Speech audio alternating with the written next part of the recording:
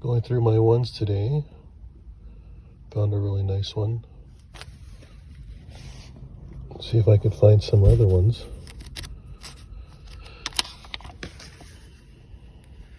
There's a little bit of a stain on it.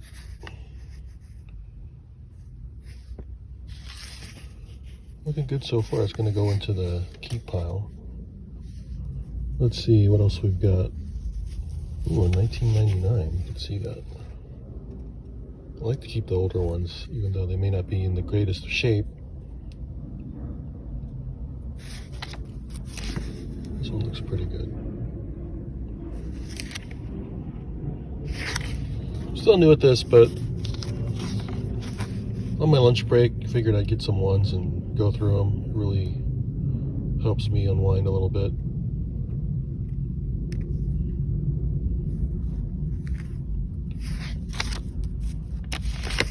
Coins are pretty short at the banks, so go resorting to ones for a while. I've got so many of them though, so I'm trying to figure out what's good and what I can keep. Oh, this one's pretty nice. Let's see this. Got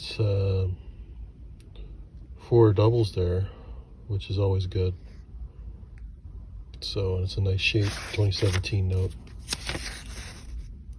So yeah, I'm, new collector here, and I do love going through the ones. I love going through the coins, pennies also, and quarters, even though I got yelled at a little while ago because someone I was going into the laundromats, which I don't recommend anyone do anymore because of the coin shortage, but hopefully that'll get fixed up soon. So anyway, just chilling, going through the notes. And I haven't seen any of the other errors that folks are talking about with the back of the notes. It's very rare I see anything, but I'll keep looking. Hope you guys enjoy your day.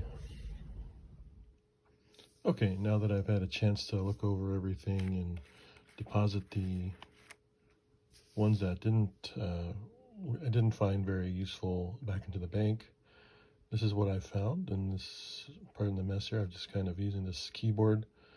It's not plugged in, so I can type on it as much as I want. So this one was one of the best finds here. It's a quad 7. If you look at the fancy serial number checker, you can see what stands out. A lot of these items, they really have to stand out to garner any kind of increase in money beyond face value. But this one looks pretty good, and so I'm keeping this one. The next one was this quad 4 with the triple 6s. So like 1 digit away from getting a really nice set of numbers there in the serial number. But of course, like in life, it's always something that comes up. And so this one, there was tape on this one, so it looks like it got ripped at some point, but I'll keep it for a little while, see what happens with that. The next one is that triple, the quad 8s, and then the 2 double, the 7s and the 5. Those looks like a really nice note. The note's not too bad either, 2013. So yeah, definitely going to keep that one as well. Let's see if I can sell that on a site. This one here is also this one was a double, 4 doubles or 4 digits that are doubled. So the 5s, the 8s, the 9, and the 0s. The 5's also a little bit of a gas pump. So the gas pump error is when the digit is slightly higher, the last few digits are slightly higher, or any of the digits can be either slightly higher or slightly lower. This isn't much of a gas pump or stuck digit error. I like to see the ones that are much higher. I haven't seen ones that are really high, but I'm sure those would be really cool to find. I do have a few that I've sold on eBay, so that's pretty cool. This one also has a gas pump stuck digit. Probably the 8. The 8 there is a little low, so yeah, got some good numbers there. This one as well. We got some 7s, some 5s, some 9s. The 3 there really really throws you for a loop. If there was a 7 or a 9 there, that would be great. The other thing that happens a lot is there's the doubling, the ink doubling, or I call it sometimes a double stamp. And those I've seen quite often, but I try to find ones that are really over inked. I think it's called an over ink error. I don't know if I see it on that one, but these ones didn't have it, but I do keep those sometimes, so that's another item. Like I said before, there's also errors that are on the back, but I don't see them too often. I know there are web notes, so I try to look for those, but those are in the older notes. The other thing I like to look for is uneven cuts, so a lot of these are uneven sometimes, so I try to look out for that.